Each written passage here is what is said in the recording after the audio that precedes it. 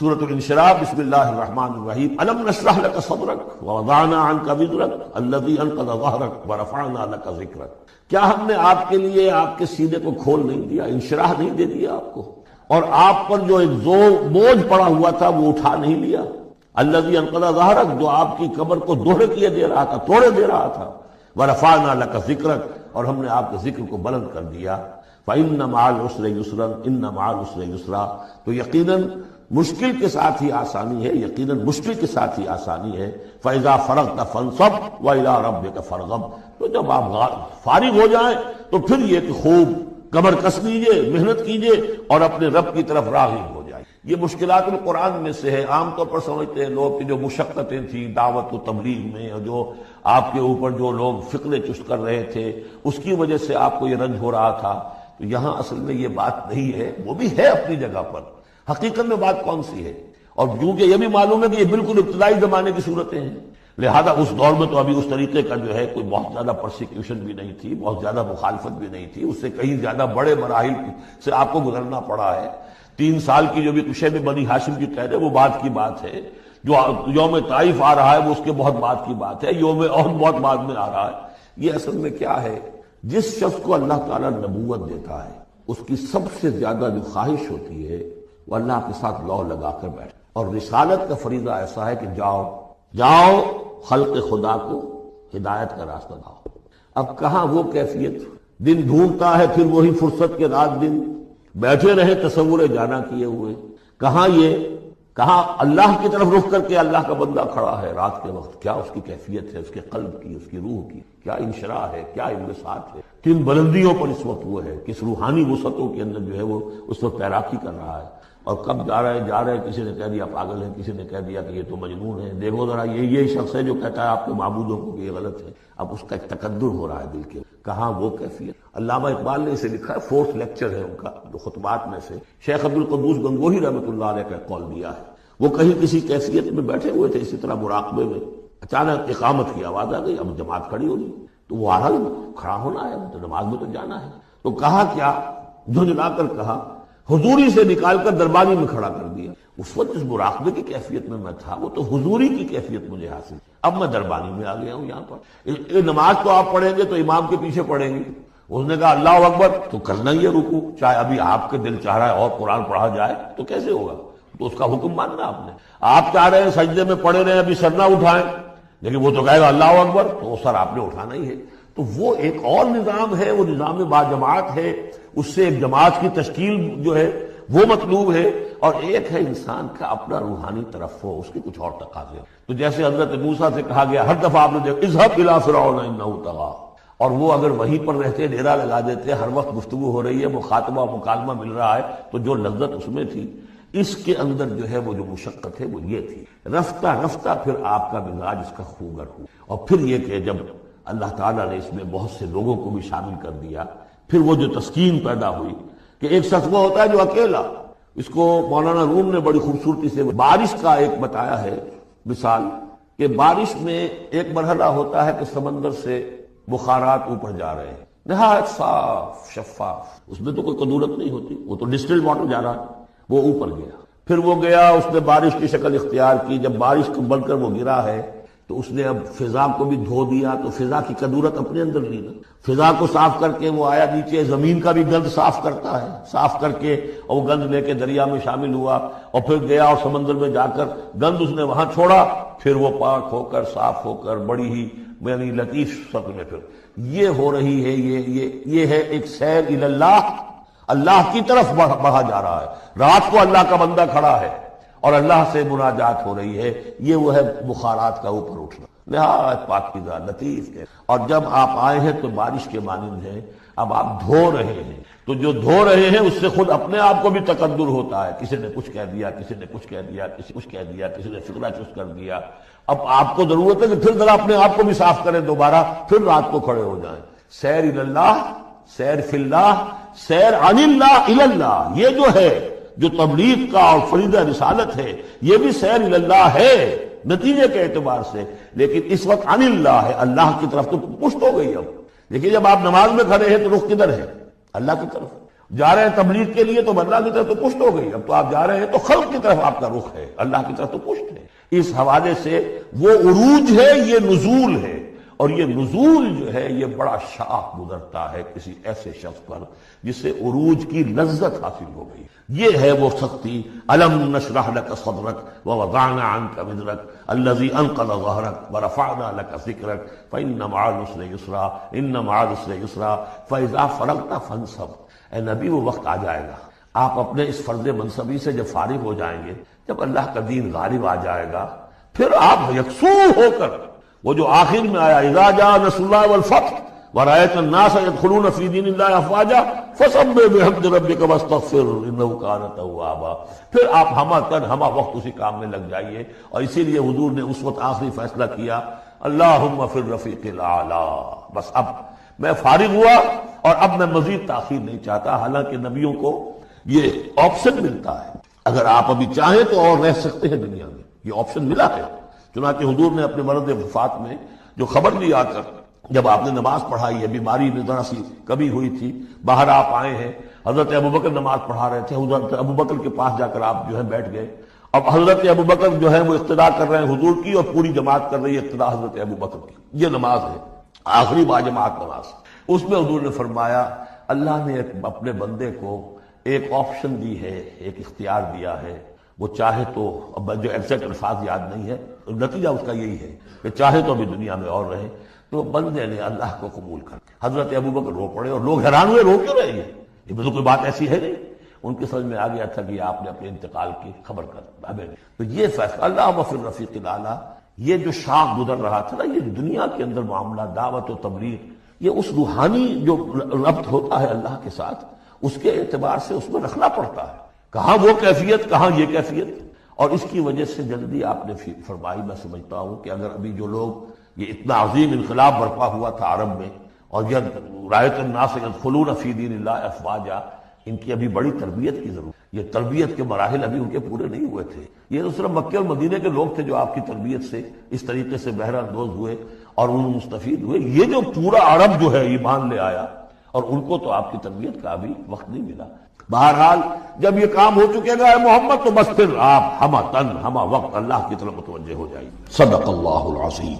آج جو مجھے موضوع دیا گیا ہے، اس کے لیے میں نے سورہ اعراف کی آیت نمبر 157 کا آخری ٹکڑا جو ہے وہ آپ کو سنایا ہے۔ اس کا ایک پس منظر ہے، وہ جان لیجیے۔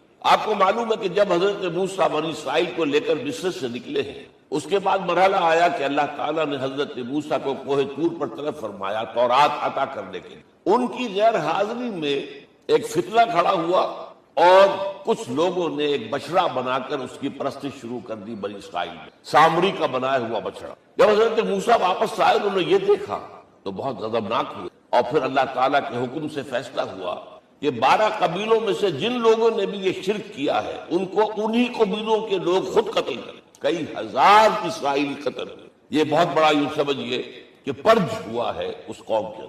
اس کے بعد پھر مزید اللہ تعالیٰ کی خدمت میں استغفار کے لیے حضرت موسیٰ علیہ السلام اپنے 70 بڑے بڑے سردار جو تھے 12 قبیلوں کو لے کر حاضر، وہاں انہوں نے استغفار کیا اور ایک دعا کی، پروردگار وَاكْتُبْ لَنَا حَسَنَةً فِي الدُّنْيَا وَالْآخِرَةِ، ہمارے لیے نیکی کا اندراج کر دے، دنیا میں بھی آخرت میں۔ جواب ملا اللہ تعالیٰ کی طرف سے، دیکھو عذاب تو میں جس کو چاہوں گا دوں گا، اور ویسے میری رحمت ہر شے کے ساتھ موجود ہے، ہر شے کا وجود میری رحمت سے، لیکن ایک میری خاص رحمت ہے جو میں لکھ رکھوں گا ان لوگوں کے لیے جو میرے نبی امی آخری رسول ان پر ایمان لائیں گے صلی اللہ علیہ وسلم۔ وہ جب آئیں گے اور وہ نیکی کا حکم دیں گے، بدی سے روکیں گے، پاکیزہ چیزوں کو حلال قرار دیں گے، ناپاک چیزوں کو حرام قرار دیں گے، نوع انسانی کے اوپر جو بوجھ تھے جو اس وقت ہوں گے ان کو اتاریں گے۔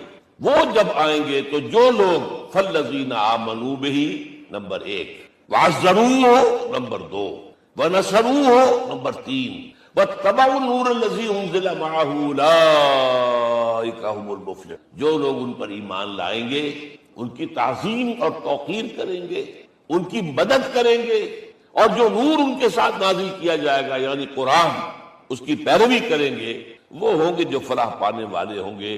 میری خصوصی رحمت سے حصہ ان کو ملے۔ اب یہاں پہلے تو دعا کر لیجیے، اللہم ربنا اجعلنا منہم، اے اللہ ہم سب کو ان میں شامل فرما جو تیرے نبی کے ساتھ تعلق کی ان چار بنیادوں کی شرائط کو پورا کر سکے، تقاضوں کو پورا کر سکے۔ اب ذرا ان میں سے ایک ایک کو لیجیے۔ ایمان جانی پہچانی چیز ہے، ایمان جسے کہتے ہیں، اس کی تشریح میں جانے کی ضرورت نہیں، وقت بھی محدود ہے، لیکن ایک بات سمجھنے کی ہے بہت ضروری۔ ایمان کے دو لیول ہیں، ایک قانونی ایمان ہے جس کی بنا پر ہم ایک دوسرے کو مسلمان سمجھتے ہیں، اس کا تعلق اقرار باللسان کے ساتھ ہے، زبان سے کہنا اشہد ان لا الہ الا اللہ وحدہ لا شریک لہ واشہد ان سیدنا و مولانا محمد عبدہ ورسولہ۔ کوئی ہندو تھا، سکھ تھا، پارسی تھا، عیسائی تھا، یہ کلمہ کہے اور اسلام میں آ گیا۔ لیکن یہ زبانی کلامی ایمان جو ہے یہ انسان کی سیرت و کردار پر اثر انداز نہیں۔ یہی وجہ ہے آج ہم دیکھ رہے ہیں مسلمان ہی جھوٹ بھی بول رہا ہے، مسلمان ہی بے ایمانی بھی کر رہا ہے، مسلمان ہی خیانت بھی کر رہا ہے، مسلمانوں کے لیڈر بلینز کی خیانت کر رہے ہیں۔ یہ کون ہے؟ سب مسلمان ہیں۔ وہ اس کی وجہ کیا ہے کہ ہم صرف قانونی مسلمان ہیں اور ہمارا ایمان قانونی ایمان ہے۔ اس کے لیے اسلام کا لفظ قرآن میں آیا ہے سورہ حجرات میں، قالت الاعراب آمنا قل لم تؤمنوا ولكن قولوا اسلمنا۔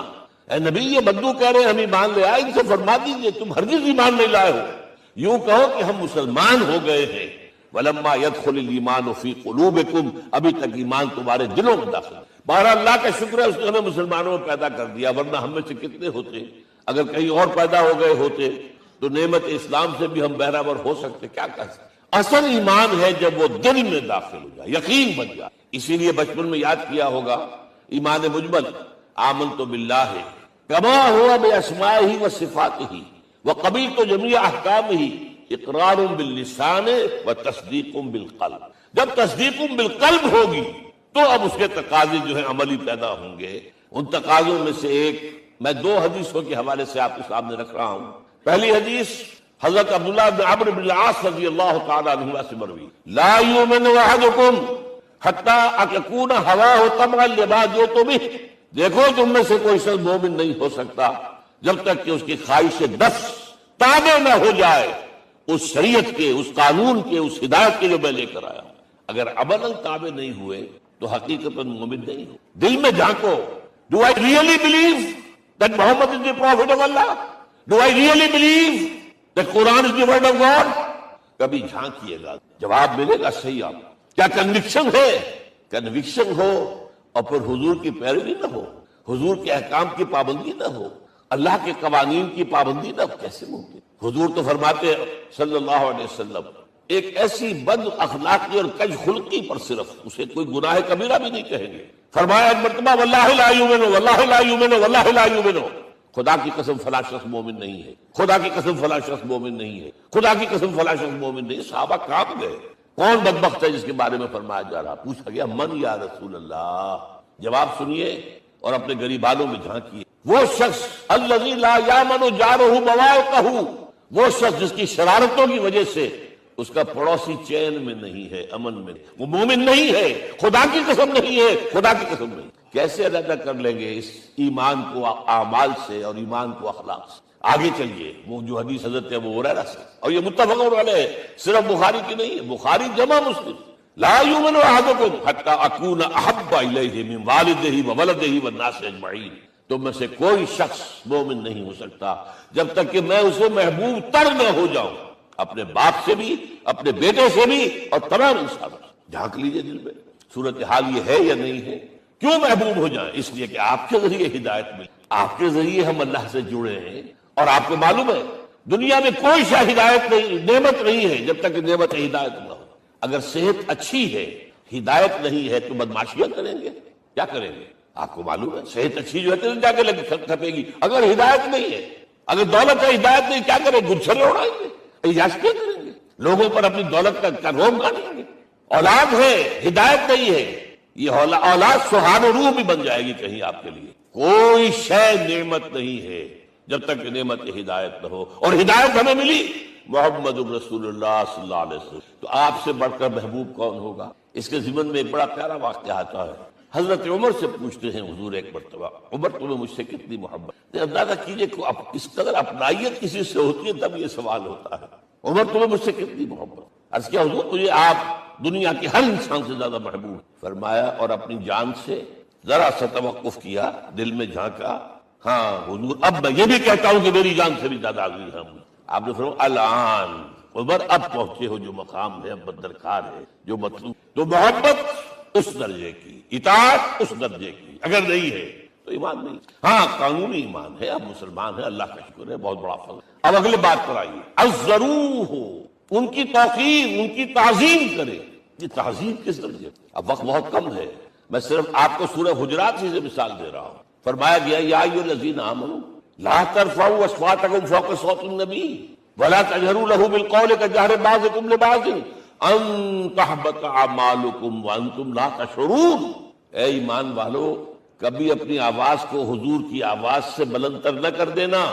کبھی جس طرح بلند آواز سے ایک دوسرے سے بات کرتے ہو ایسے نہ کر بیٹھنا، مبادا تمہارے سارے اعمال حق ہو جائیں اور تمہیں پتہ بھی نہ چلے.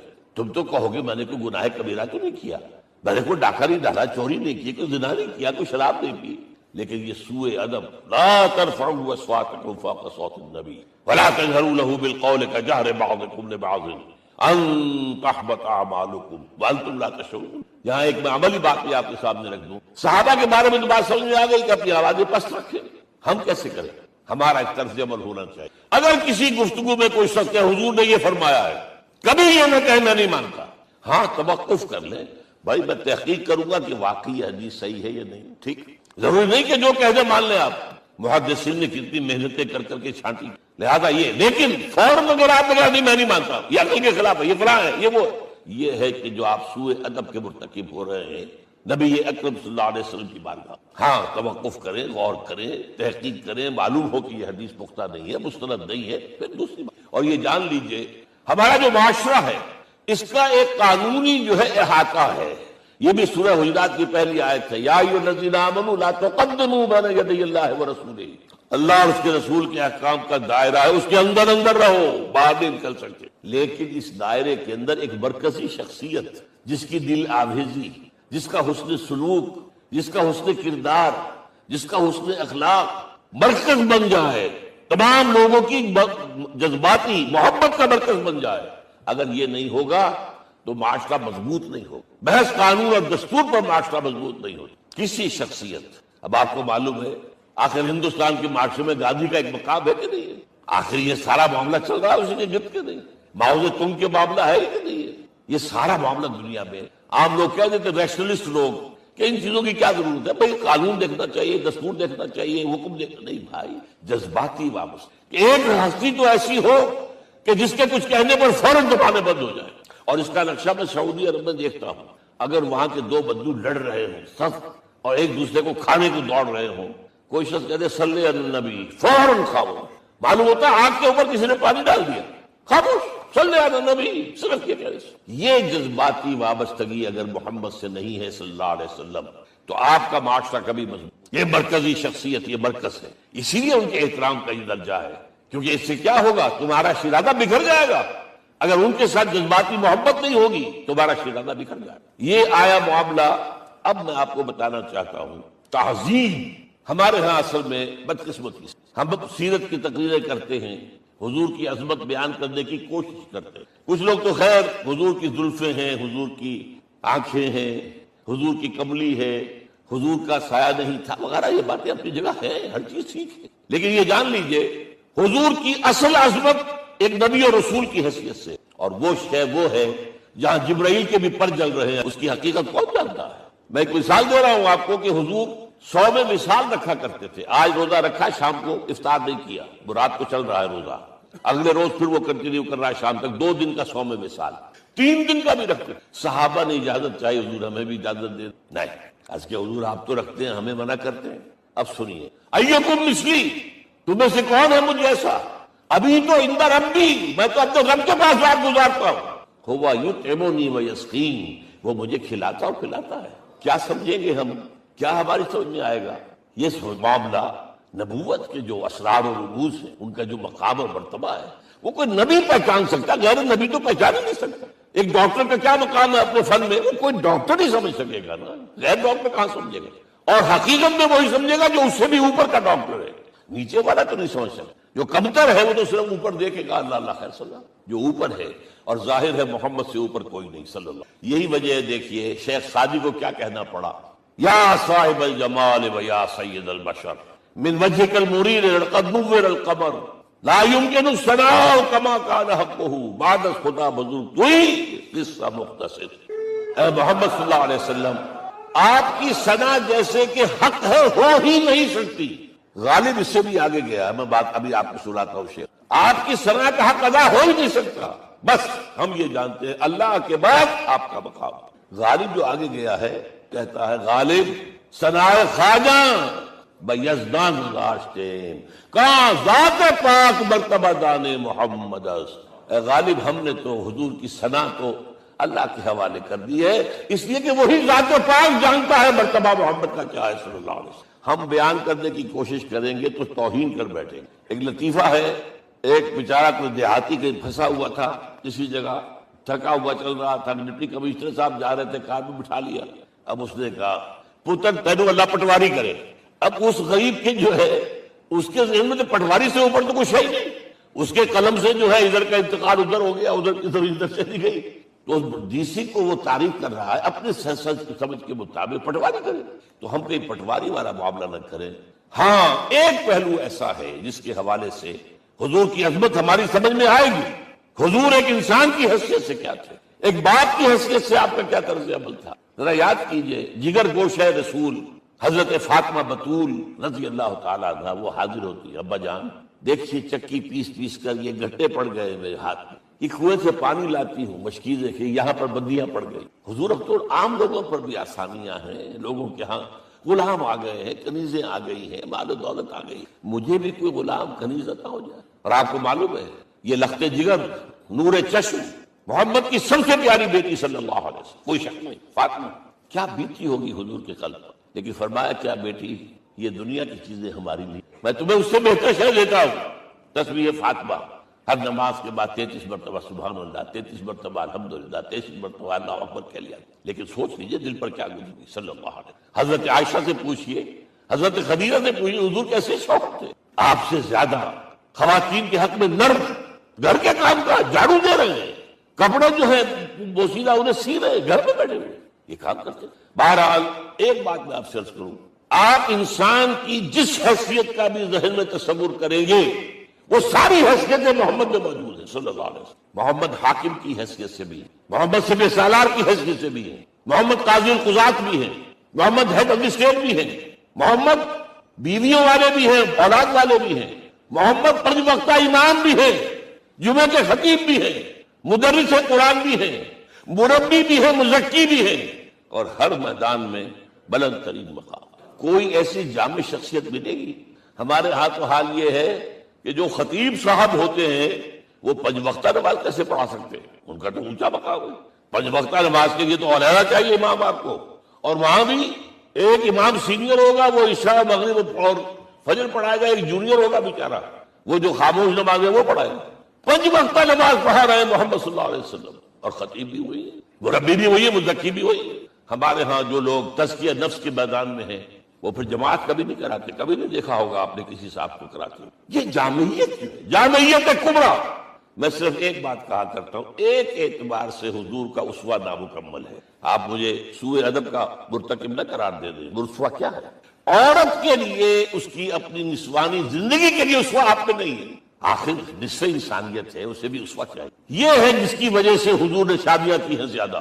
خواتین کے لیے اسوہ حضور کے ازواج مطہرات ہیں، اور ان میں سب سے بڑھ کر جو بالکل یوں سمجھیے کہ آغاز کے اندر نوجوانی میں آ گئی ہے حضور کی خدمت، نہایت ذہین و فتید، انہوں نے پھر عورت کی زندگی کی، حضور کا جو طرز عمل تھا وہ انہوں نے بیان کیا۔ اس لیے سورہ احزاب کے اندر اس کا تذکرہ ہے، جہاں یہ آتا ہے لقد کان لکم فی رسول اللہ اسوۃ حسنہ، وہیں پر یا نساء النبی لستن کاحد من النساء، اے نبی کی بیویوں تم عام عورتوں کے مانند نہیں ہو، تمہیں تو اسوہ بننا ہے امت کے لیے۔ اب اس سے اگلا قدم میں بڑھا رہا ہوں آگے، اور اس کے ساتھ جڑ جائے گی تیسری بات کیا ہے؟ وَنَصَرُوهُ، اس کی مدد کریں صلی اللہ علیہ وسلم۔ پہلی بات تو یہ نوٹ کیجئے، حضور انتہائی غیور انسان تھے، انتہائی غیور۔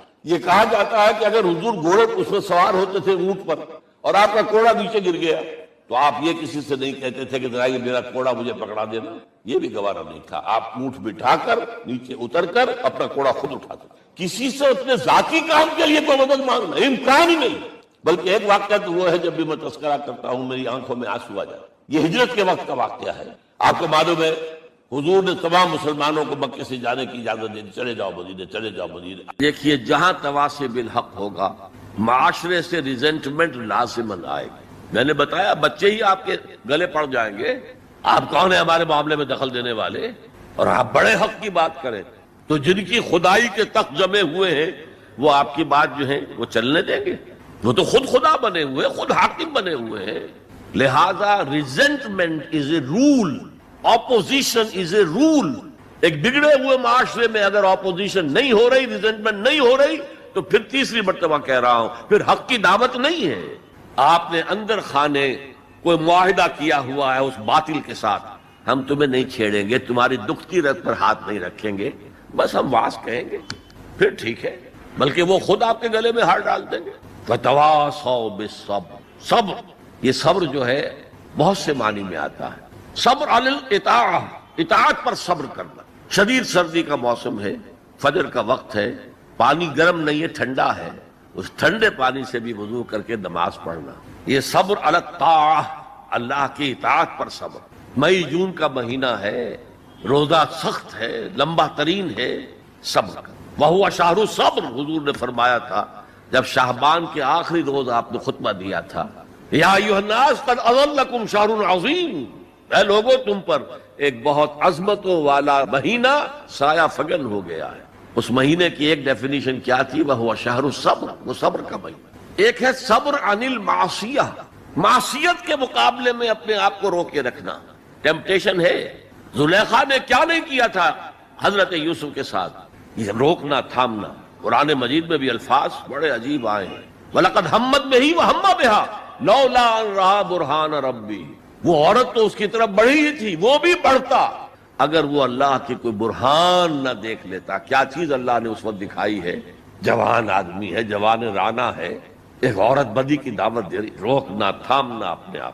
اور پھر جب معاملہ آگے بڑھا، رب السجن احب الی مما یدعوننی الیہ، اے اللہ مجھے جیل خانہ زیادہ پسند ہے اس کام سے جس کی طرف یہ عورتیں مجھے بلا رہی ہیں۔ یہ صبر عن المعصیہ، صبر علی الطاعہ، صبر علی المعصیہ۔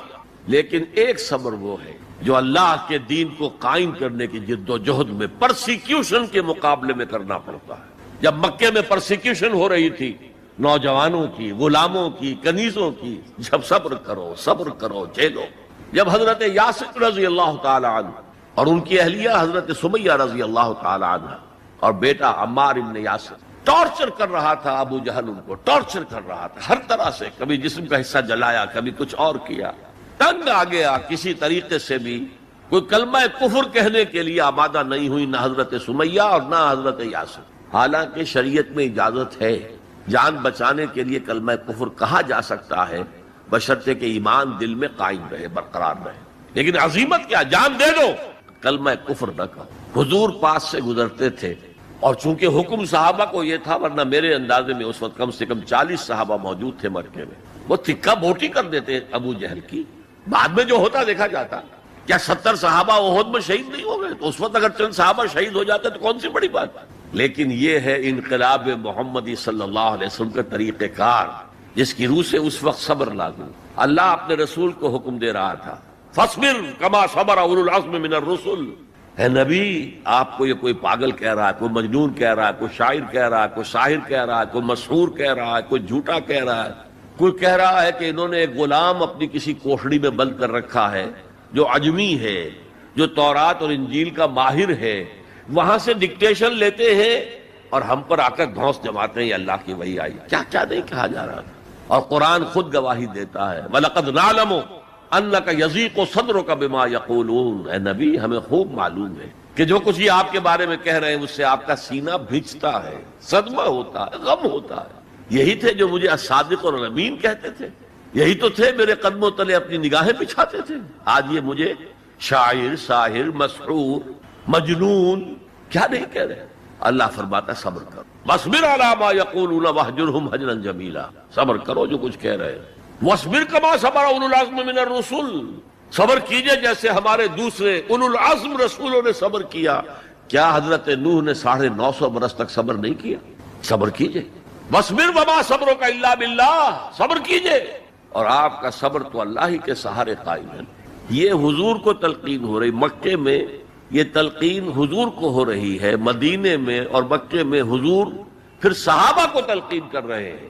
جب ٹارچر ہو رہا تھا حضرت سمیہ اور حضرت یاسر اور حضرت عمار پر، بات کہتے میں جھجک ہوتی ہے، بیٹے کو، جوان بیٹے کو، عمار کو ایک ستون سے باندھ دیا گیا، ان کے سامنے ان کی ماں کو برہنہ کیا، حضور پاس سے گزر رہے ہیں اور کیا کہہ رہے ہیں؟ اصبروا یا آل یاسر فإن موعدکم الجنہ، اے یاسر کے گھر والوں صبر کرو، تمہارے وعدے کی جگہ جنت ہے، جنت میں تمہارے استقبال کی تیاریاں ہو رہی ہیں، صبر کرو۔ اور انہوں نے صبر کیا۔ حضرت سمیہ کے سامنے ابو جہل نے ایک چھوٹا سا بت کوئی پیش کیا، ایک دفعہ کہہ دو کہ ہاں اس میں بھی کچھ ہے، اسے بھی کچھ اختیار ہے، میں چھوڑ دوں گا تجھے۔ انہوں نے تھوک دیا اس بت کے اوپر، اور غصے میں آ کر اس نے برچھا جو ہے، برہنہ تو کیا ہوا تھا، ان کے شرمگاہ کے اندر مارا ہے جو پورے جسم سے آر پار ہو گیا۔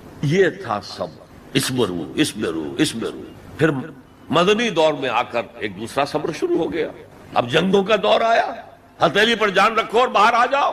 وَلَا تَقُولُوا لِمَن يُقْتَلُ فِي سَبِيلِ اللَّهِ أَمْوَاتٌ بَلْ أَحْيَاءٌ وَلَٰكِن لَّا تَشْعُرُونَ يَا أَيُّهَا الَّذِينَ آمَنُوا اسْتَعِينُوا بِالصَّبْرِ وَالصَّلَاةِ، اے اہل ایمان مدد حاصل کرو صبر سے اور نماز سے۔ إِنَّ اللَّهَ مَعَ الصَّابِرِينَ، یقیناً اللہ صابروں کے ساتھ ہے، صبر کرنے والوں کے ساتھ ہے۔ وَلَا تَقُولُوا لِمَن يُقْتَلُ فِي سَبِيلِ اللَّهِ أَمْوَاتٌ، کبھی نہ کہنا اس کو جو اللہ کی راہ میں قتل ہو جائے کہ وہ مردہ ہے۔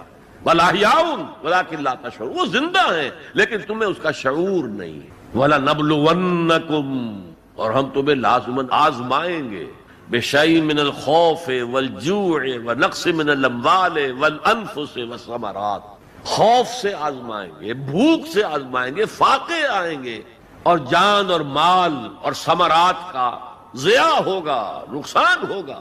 وَبَشِّرِ الصَّابِرِينَ الَّذِينَ إِذَا أَصَابَتْهُم مُّصِيبَةٌ قالوا انا للہ و انا الیہ راجعون، اے نبی بشارت دے دیجئے صبر کرنے والوں کو۔ صبر کرنے والے کون؟ جب ان پر کوئی مصیبت آئے، کوئی تکلیف آئے، کوئی آزمائش آئے تو وہ کہیں ہم اللہ ہی کے ہیں، اللہ ہی کی طرف ہمیں لوٹ جانا۔ یہ ہے وہ صبر کہ جو علی الابتلاء، امتحان پر صبر ہو رہا ہے۔ تو 3 صبر میں نے آپ کو بتائے۔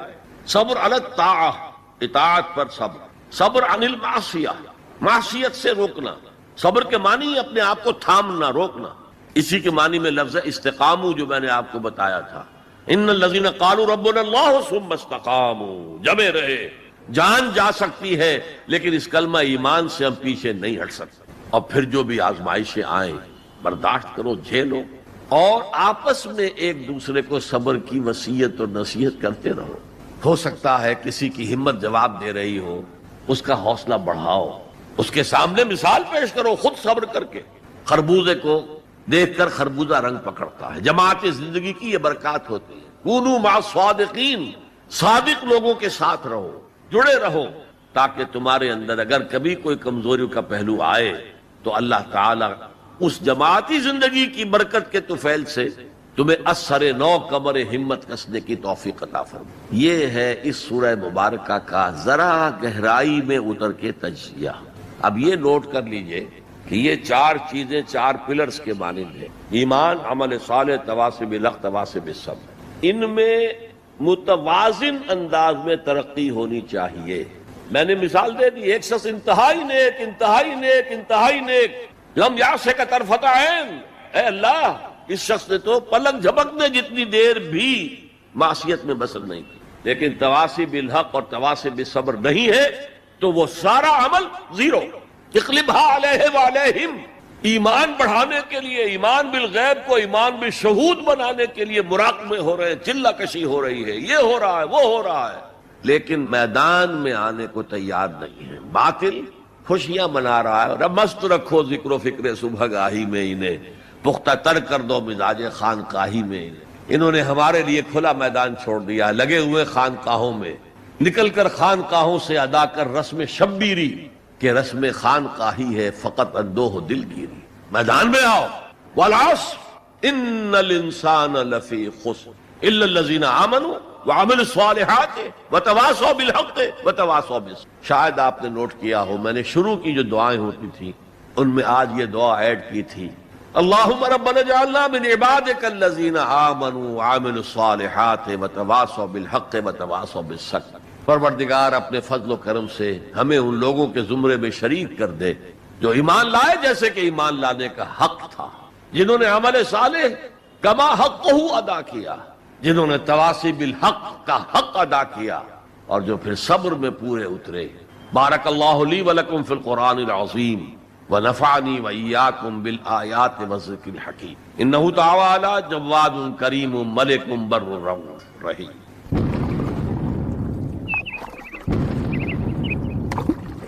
جزاک اللہ ڈاکٹر صاحب. نجات کی راہ پر ایک پرمغز تقریر ہم نے آپ سے سنی. پہلا سوال ایک یوسف علی ساون صاحب ہیں جو کہتے ہیں، محترم جناب ڈاکٹر صاحب السلام علیکم، میرا سوال یہ ہے کہ آدم علیہ السلام سے لے کر حضور صلی اللہ علیہ وسلم تک سب نے توحید اور عمل صالح کی تعلیم دی اور ہمارے نبی پر نبوت بھی ختم ہو گئی. اب میرا یہ سوال ہے کہ دنیا میں جتنی قومیں آباد تھیں اور ہیں اور قیامت تک رہے گی، ان تمام قوموں کی راہ نجات دین اسلام ہے یا کوئی اور دین ہے؟ برائے کرم وضاحت کیجیے. میرے نزدیک تو اس میں کسی شک و شبے کی گنجائش نہیں ہے کہ پوری نوع انسانی کے لیے راہ نجات یہی ہے جو سورۃ العصر میں بیان ہوئی. یہ لازمی ہے اور تمام انسانوں کے لیے لازمی. البتہ وہ لوگ جن تک کہ قرآن کی اور حضور کی دعوت پہنچی ہی نہ ہو، ان کے بارے میں اللہ تعالیٰ صرف توحید پر محاسبہ کرے گا، اس لیے کہ توحید فطرت کے اندر ہے. رسالت کا پیغام پہنچا ہی نہیں، شریعت پہنچائی نہیں گئی، تو محاسبہ کیسے ہوگا؟ یہ معاملہ ذہن میں رکھے. باقی راہ نجات اس کے سوا اور کوئی نہیں. ایک اور سوال ہے جو کسی غیر مسلم بھائی کا ہے، پروین جادھو. وہ ہم سے سوال کر رہے ہیں کہ I am a non-Muslim. What is the way of my najat and how can I declare of my iman? Very easy. I told you in the beginning that to become a Muslim you have only to testify. I testify that there is no God except Allah. And I testify that Muhammad is his messenger and prophet. You become a Muslim. And then you try to go deeper and deeper and deeper into Iman so that it becomes a conviction with you. Conviction about the existence of God. Conviction about the Ba'as Ba'd al-Maut, resurrection. Conviction about the hereafter. Conviction about the institution of prophethood. Conviction that the prophethood came to an end on Muhammad sallallahu alayhi wa sallam and reached its climax in his personality, etc., etc. So this will add and go on deepening your faith or your iman or your conviction. عابد صاحب کا ایک دوسرا سوال تھا، نجات میں حقوق العباد اور حقوق اللہ کے کتنے اثر انداز ہوں گے یا پھر صرف ذاتی عمل کی بنیاد پر نجات ملے گی؟ میں نے کل آپ کو ایک حدیث سنائی تھی کہ محض ذاتی عمل کی بنیاد پر کسی کو نجات نہیں ملے گی جب تک کہ رحمت خداوندی دستگیری نہ کرے. اس لیے کہ کون سا انسان ہے جو خطا کار نہ ہو. کل بنی آدم خطاؤون وخیر الخطائین التوابون. اس اعتبار سے رحمت خداوندی ضروری ہے. البتہ یہ کہ اس کے لیے ایمان اور عمل صالح اور تواصی بالحق اور تواصی بالصبر کرنے کی حتی الامکان کوشش کرنا یہ آپ کا فرض ہے. سید فہیم اختر صاحب، ان کا سوال ہے، سب سے پہلے تو شکر ہے اللہ کا کہ آپ ہمارے بیچ یہاں ہیں، اور پھر ڈاکٹر ذاکر نائک صاحب کے مشکور ہیں کہ انہوں نے یہ اہتمام کیا. دعا ہے کہ اللہ تعالیٰ آپ لوگوں کی کوششوں کے بہترین نتائج ہم سب کو دکھائے. آمین. سوال، کیا پڑوسی اگر ہندو یا عیسائی ہو یعنی کہ غیر مسلم ہو تو بھی وہ حدیث جو آپ نے پڑوسی کے بارے میں بتائی لاگو ہوتی ہے؟ لازماً لاگو ہوتی، الا یہ کہ وہ پڑوسی ہاسٹائل ہو towards Islam. If he is not hostile towards Islam, اگر وہ دشمن نہیں ہے، اگر وہ اسلام کے خلاف کوئی کوشش نہیں کر رہا ہے، کوئی سازش نہیں کر رہا ہے، تو ظاہر بات ہے کہ پھر اس کے حقوق پڑوسی کی حیثیت سے ساقط ہو جائے گا. لیکن اگر ایسا نہیں ہے تو وہ پڑوسی ہے اور پڑوسی کا حق ہے. یہاں تک فرمایا کہ اللہ تعالیٰ نے، جبرائیل نے مجھے پڑوسی کے حقوق اتنے بیان کیے، اتنی تاکید کے ساتھ بیان کیے کہ میں یہ گمان کرنے لگا کہ اللہ تعالیٰ پڑوسی کو وراثت میں شامل کر دے گا، یہ پڑوسی کا بھی وراثت میں حصہ ہے. یہ حدیث نبوی ہے صلی اللہ علیہ وسلم. تو پڑوسی کا حق اپنی جگہ ہے. شیخ ناصر پیشے سے میکینیکل انجینئر ہیں. آپ کا سوال ہے کہ آج دور حاضر میں مسلمان طرح طرح کی پریشانیوں سے دوچار ہیں، اس کی کیا وجہ ہے اور اس موجودہ پستی کا کیا علاج ہے؟ میں مختصر ترین الفاظ میں آپ سے یہ عرض کروں گا کہ اس وقت ہم اللہ کے عذاب کے شکنجے میں. کیوں؟ جس قوم کے پاس اللہ کی کتاب ہو اور اللہ کی شریعت ہو اور وہ اللہ کے رسول کے امتی ہونے کے مدعی ہوں، وہ قوم زمین پر اللہ کی ریپرزنٹیٹو ہو جاتی ہے. اب اگر وہ قوم اپنے عمل سے مس ریپرزنٹ کرے تو وہ کافروں سے بدتر ہے، غیر مسلموں سے بدتر ہے، پھر ان کو عذاب ملتا ہے. آج ہماری ذلت اور رسوائی، ہم سے پہلے بھی ایک امت تھی اور بڑی چہیتی اور لاڈلی امت تھی. ذرا اندازہ تو کیجئے، بنی اسرائیل صحرا میں سفر کر رہے ہیں تو ابر کا سائبان ساتھ ساتھ چل رہا ہے، دھوپ نہ ستائے، کھانے پینے کی ضرورت پیش آئی ہے تو من و سلوہ نازل کر دیا ہے. پانی کے لیے ایک ضرب لگی ہے عصا کی اور 12 چشمے، تاکہ 12 کے 12 قبیلے اپنا اپنا چشمہ معین کر لیں. تو یہ ساری جو جن کے اوپر نعمتیں ہوئی ہیں انہی کے بارے میں فرمایا گیا جب انہوں نے بے عملی اختیار کی، بد عملی اختیار کی، شریعت کو پس پش ڈال دیا، اللہ کی کتاب کو پس پش ڈال دیا. نبذ فریق من الذین اوتوا الکتاب کتاب اللہ وراء ظہورہم. تو پھر اللہ نے فرمایا ضربت علیہم الذلۃ والمسکنۃ وباؤوا بغضب من اللہ. ان پر ذلت، کمزوری اور مسکنت، کم ہمتی مسلط کر دی گئی، اللہ کے عذاب کے اندر گر گئے. سیرینز آئے، ان کا مقابلہ نہیں کر سکے، انہوں نے سلطنت اسرائیل کو تہو بالا کر کے ختم کر دیا.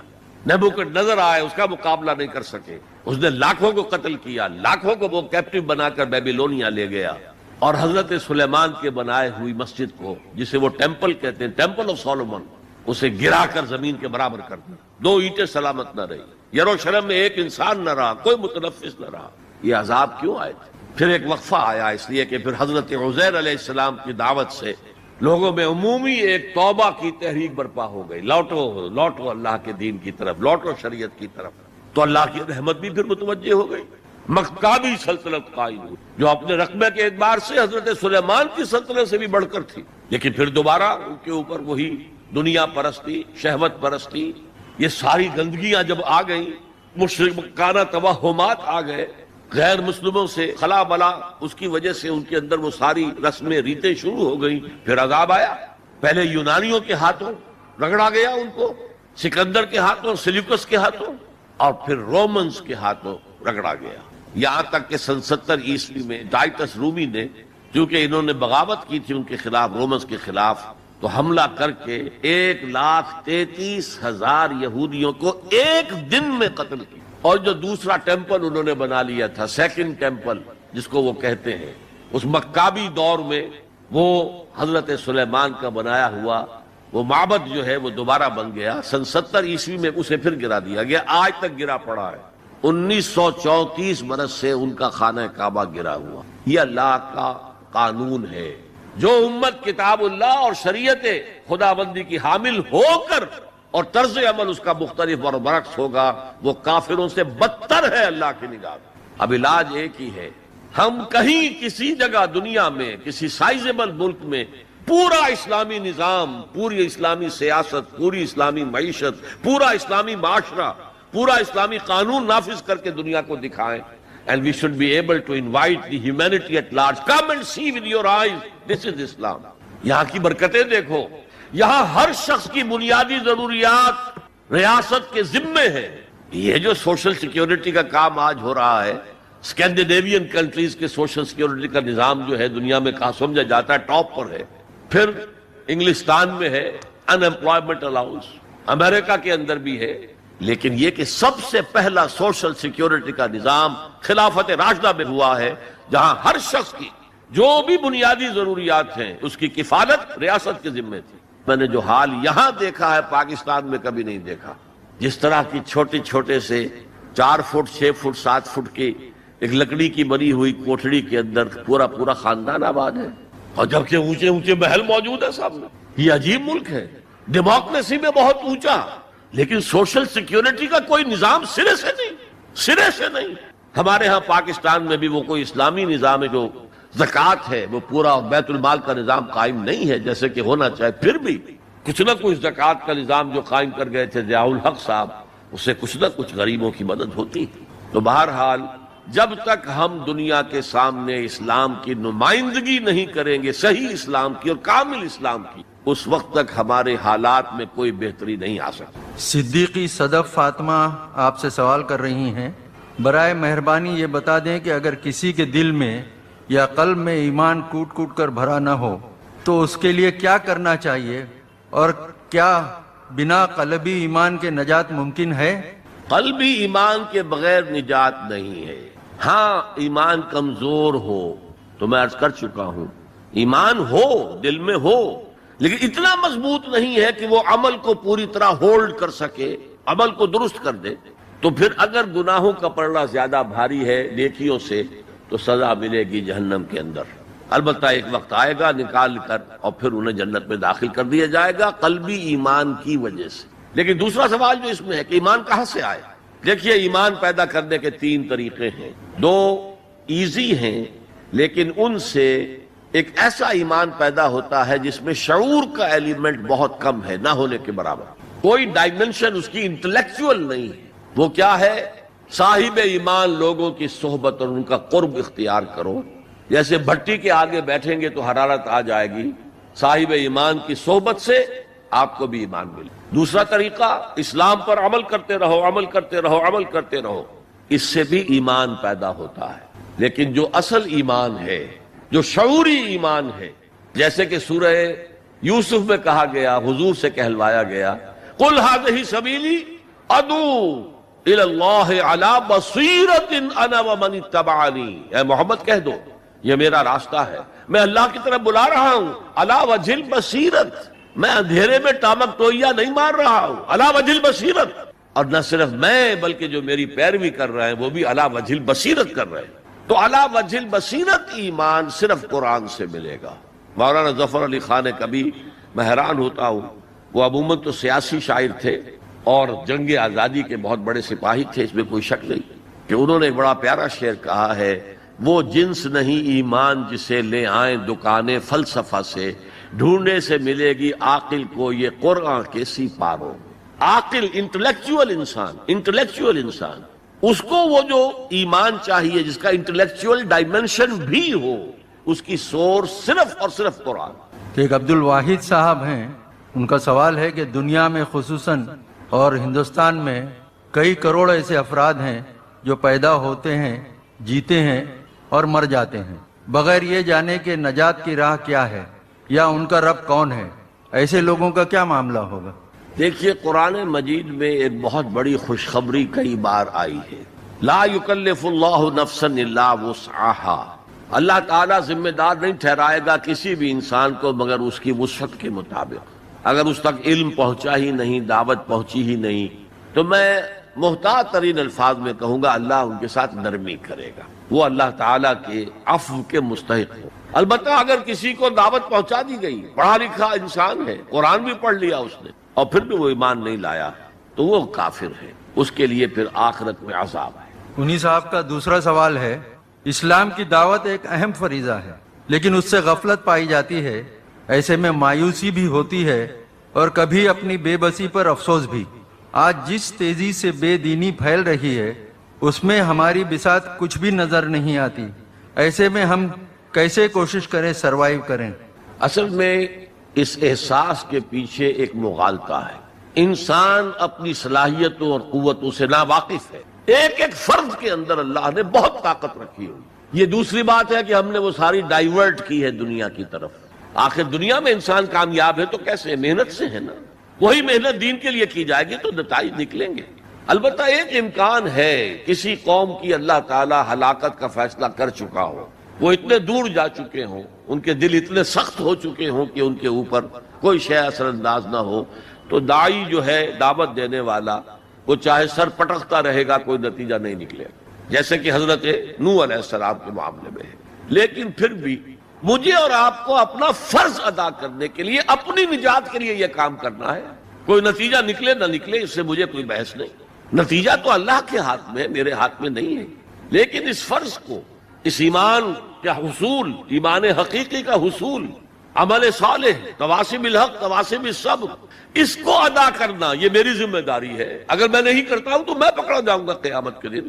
آپ کو معلوم ہے قرآن میں 2 دفعہ کہا گیا ہے، یوم یفر المرء من اخیہ وامہ وابیہ وصاحبتہ وبنیہ، جس دن بھاگے گا انسان اپنے بھائی سے بھی اور اپنی ماں سے بھی اور اپنے باپ سے بھی اور اپنی بیوی سے بھی اور اپنی اولاد سے بھی۔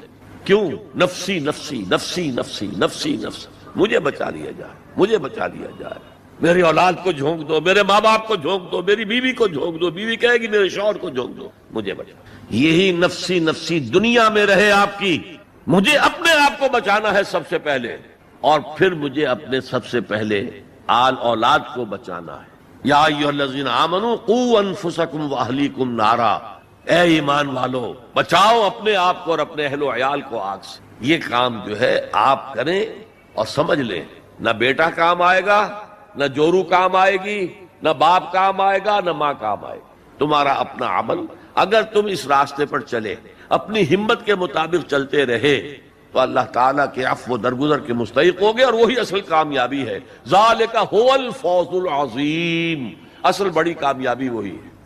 ایک اختر السلطان اصلاحی صاحب ہیں جو پیشے سے مدرس ہیں، وہ پوچھ رہے ہیں ٹو فائٹ باطل in these days Gandhi ji's policy is more correct, does this mean that God forbid our prophet sallallahu alaihi wasallam did not provide any guidance for the present circumstances؟ Gandhi ji کا اپنا کہنا یہ ہے کہ میں نے نان وائلنس حضرت مسیح اور حضرت محمد سے سیکھا۔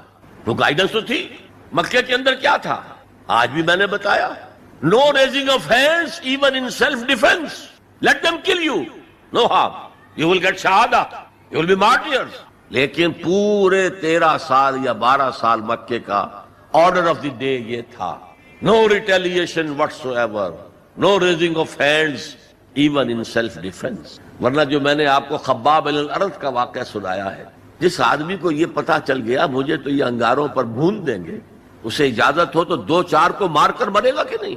بلی کو بھی اگر کہیں گھیر لیں آپ کسی کونے میں اور اسے پتا چلے کوئی راستہ نہیں، وہ آپ پر جھپٹے گی، کیا جان ہے اس کی بیچاری کی، لیکن وہ آپ کی آنکھوں پر آ کر حملہ کرے گی۔ لہذا ڈیسپریٹ آدمی جنہیں پتا ہے کہ میرے ساتھ یہ ہو رہا ہے، اگر اجازت ہوتی تو 2-4 کو مار کر تو مرتا نا، لیکن نہیں، اجازت نہیں تھی۔ حضرت عیسیٰ کا نان وائلنس، حضرت عیسیٰ کے زمانے میں جو ایک زیلوٹس کی تحریک چل رہی تھی، وہ چاہتے تھے کہ عیسیٰ ان کا ساتھ دیں تاکہ رومنز کو یہاں سے نکال دیا جائے۔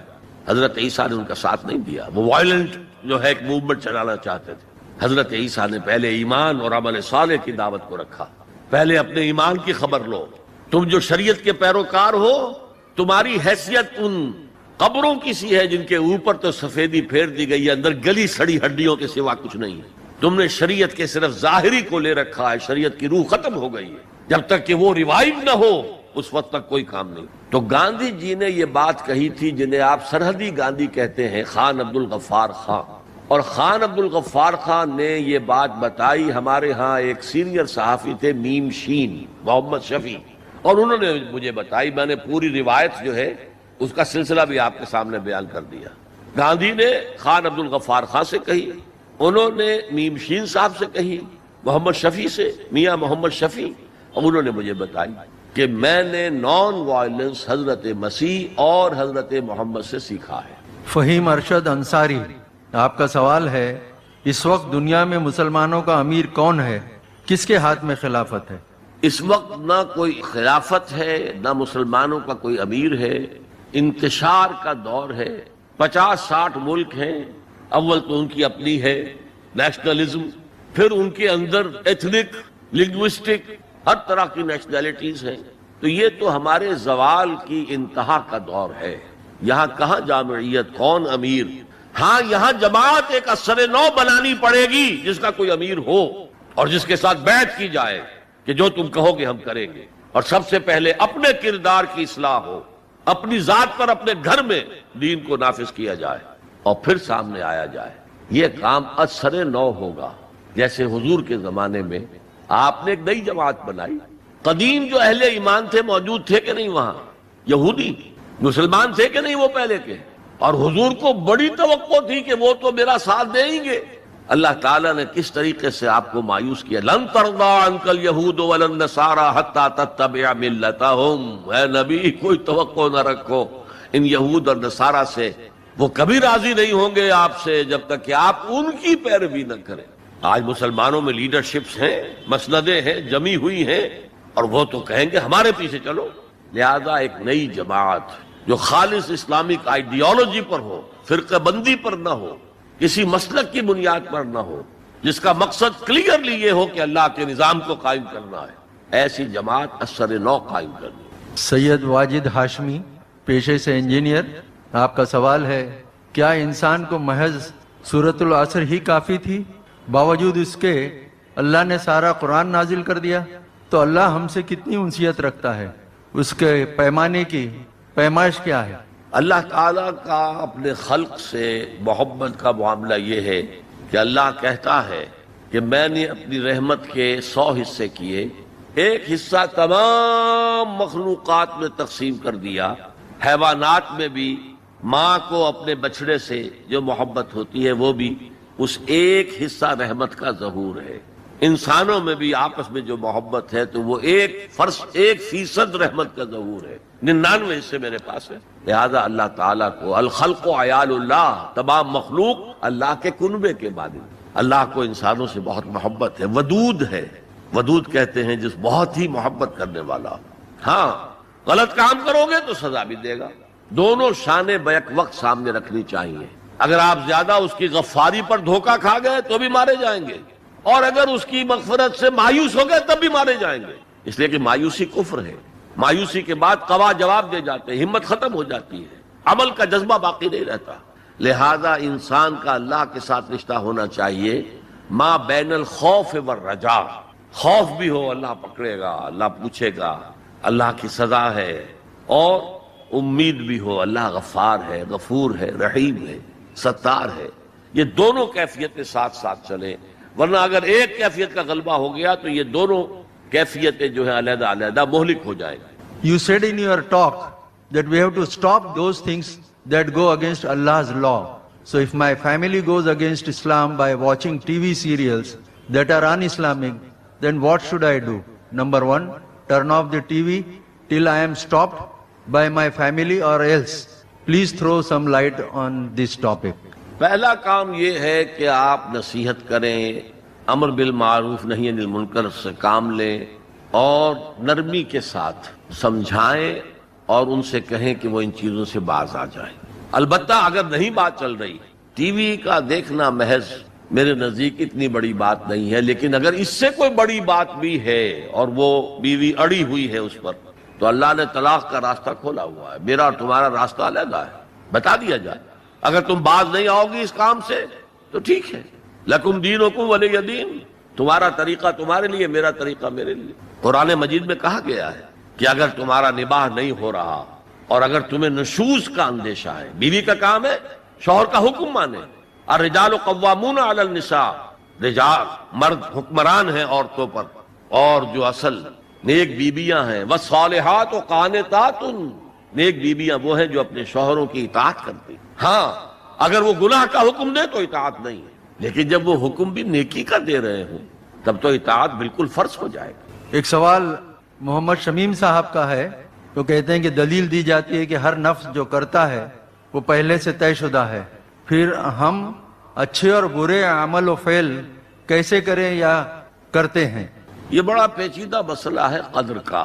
تقدیر کا جو تصور ہمارے ذہنوں میں ہے وہ صحیح نہیں ہے. قدر کہتے ہیں اندازے کو، ایویلویٹ کرنا، کسی چیز کی قدر و قیمت کا اندازہ کرنا.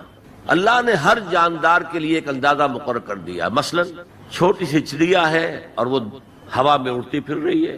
انسان ہوا میں نہیں اڑ سکتا. مشین بنا کر ہوائی جہاز میں اڑ جائے خود تو نہیں اڑ سکتا. تو یہ ہر نوع کی ایک تقدیر ہے. اسی طریقے سے ہر انسان کی بھی کچھ لیمیٹیشنز ہیں. ہر انسان کو 2 چیزیں ملتی ہیں جس میں اس کا کوئی دخل نہیں. اسے والدین کی طرف سے جینز مل رہے ہیں، اس کے اثرات اس کی شخصیت پر ہوں گے. پھر جس ماحول میں اسے پیدا کیا گیا ہے اس ماحول کے اثرات ہوں گے.